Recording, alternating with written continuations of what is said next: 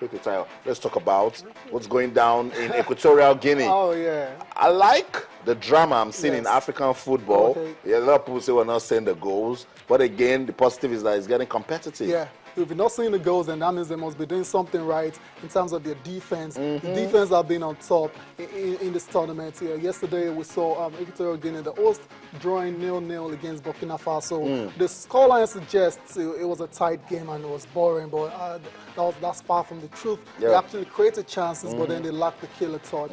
So then the other game had Gabon losing to Congo. You remember what Congo did to Nigeria in the qualifiers? It shows you they're a very good side. Yeah. And, obviously, Nigeria underestimated them, and that's why we're not part of the competition at the moment. So the situation in that group now is that all teams still have a chance of qualifying. Which makes sense. And when you have a coach in Claude Leroy, you don't push away that our team. Yes. Congo, it was an unexpected result because everyone expected Gabon to either get a draw and then have an edge in that group and all win and qualify. But let me tell you this, the 1-0 victory over Gabon is Congo's first win in an African Cup of Nations final since 1974. Wow. That's improvement right there. That's a long time ago. And like I said, you mentioned Claude Leroy there, experienced, wily old manager, has been in Africa for a long time, so he knows the terrain very well. So it wasn't really surprising that he got that draw against Gabon. Although Gabon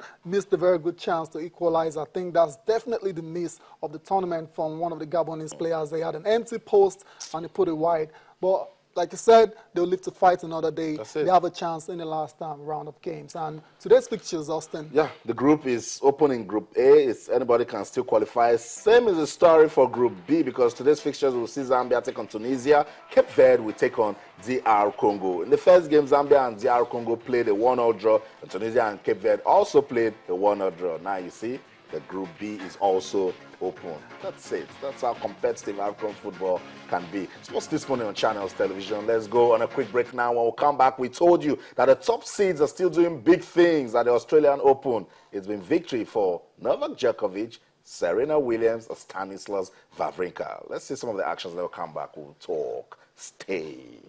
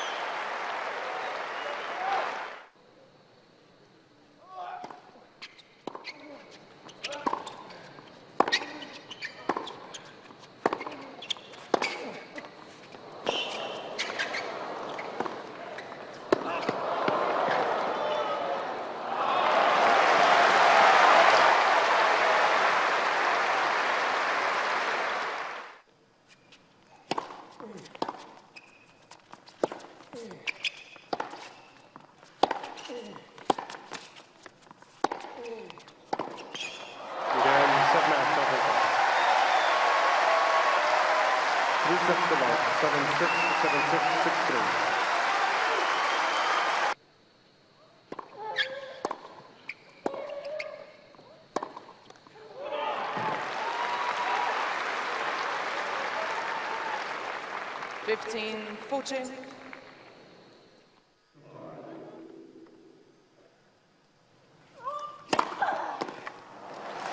center match Williams. Michael sets to love 6-2, 6-3.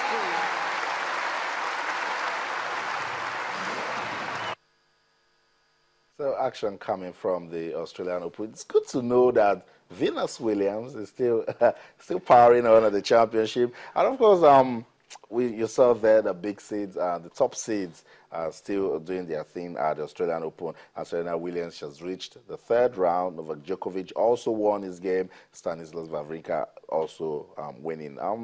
Former world number ones Victoria Azarenka and Caroline Wozniacki. We're expecting that Ontario should be a cracker. But quickly, let's talk about Rafael Nadal and that nightmarish run he had with a world 112 player.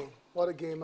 Straightforward wins for Djokovic and Stan Wawrinka, like you said. But for Nadal, it was an almighty scare. Like, seriously, he was this close to going out for all the tournaments, playing against the lowly ranked player. Obviously, Nadal is not well physically.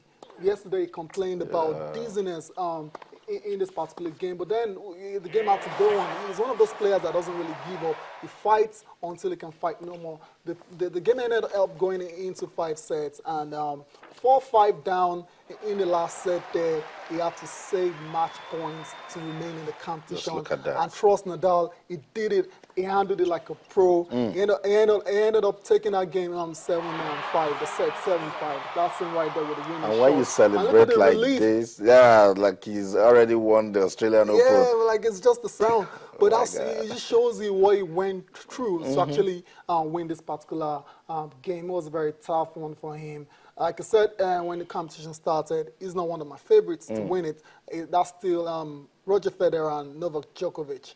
But Nadal is going to be there and thereabouts. But I really don't see him winning the Australian Open. For Nadal right now, it's all about getting a lot of games so he can get ready for the French Open. Remember last year, his season was cut short because of appendicitis. And prior to that, he had a combination of wrist and back injuries as well, too. So, meaning he hasn't really played a lot of games. So it's clearly not physically ready to win the Australian Open. So that's it. Nadal's power play not really doing good for him at the moment. But we wish him all the best as he finds his way back to fitness. From tennis to football now, where Tottenham Hotspur in the Capital One Cup semi-final first leg had a narrow victory over Sheffield United. We said this yesterday that at this stage, anything can happen. Oh, what a game, what a game. I don't want to take anything away from Sheffield United because they played really well. They had a very good game plan, but I thought Tottenham were really lackluster in that game. They didn't create a lot of chances, and in the end, they had to depend on the penalty to get a 1-0 win. But that tells you the second leg, they will be all to play for. Going to Bramall Lane, look at that. This guy, the support at Bramall Lane is incredible. I've been there before, and the fans are really, they can get really partisan. So Tottenham are in big trouble. If care is not taken, they might get dumped out of the competition. So let's say the winners of that game between Sheffield United and Tottenham Hotspur will face Liverpool or Chelsea at Wembley on March the 1st. Austin, just imagine the scenario of a Tottenham versus Chelsea final in Wembley. London derby in Wembley. Come on. That's what we're rooting for. That's what I want to happen personally. Hopefully it does happen. Okay, quickly let's talk about the Copa del Rey. Not the sort of play we're seeing, but we expected Barcelona to win, and they did.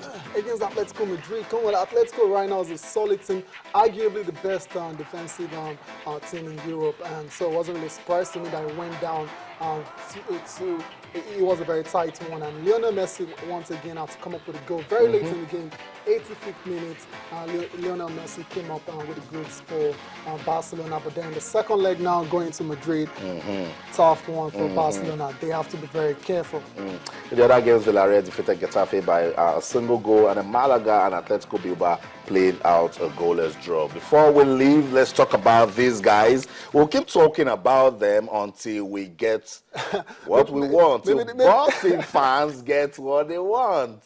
Manny Pacquiao and Floyd Mayweather Jr. was still waiting, but then we're hearing from Mayweather camp that the fight will not happen if Bob Arum is not out of the way. Yeah, madness. MGM Grand right there. That's why we're expecting the fight to go on. But remember, I told you the last time that it was coming so close. I'm starting to get scared. Like I just knew something might just crop up again, and that's what we're seeing right now. Bob Arum, long-time manager, promoter for Manny Pacquiao. How do you just put him aside in what is likely to be the biggest and the most lucrative fight of all time? I want him to step aside for the fight to go on. Come on, that's not realistic. And if that's what Mayweather and his camp are really holding on to, then it's a shame. It's a shame on them. I'll just read this quote from Floyd Mayweather Jr. It says, "I've been saying this for a long time. Pacquiao has no say because he fights for top-ranked promotions. He's not in a position to call the shots right now. He's not the A side. I have Mayweather Promotions. It's my company." Look at that, said Mayweather, whose 47-0 record could face its greatest threat in Pacquiao. And that's what the fans want. Exactly, but that's what Mayweather doesn't want. He's so particular and so in love with that unbeaten record. He doesn't want to lose it, so he keeps coming up with all these excuses every time. Mayweather, great fighter, but then it looks like he's running scared of Manny Pacquiao. That's it with that punch from Tayo Salam to Floyd Mayweather Jr. I say that Mayweather, it seems you're getting scared of Pacquiao. Just come out and give us this fight. That's where the curtain falls on this edition of Sports This Morning on Channels Television. We want to thank you wherever you've been in the world watching this program. You can keep talking to us because when we leave the studio, we get talking because it's an action-packed world of sports. On Twitter, we're Channels_sports, and on Facebook, we're Channels_sports. That's it. On behalf of the ever dedicated sports team at Channels Television Sports Center in Lagos, Nigeria, my name is Austin Okunakwan. Sports is so much fun. So in everything you do, remember, let's keep talking sports. Bye for now.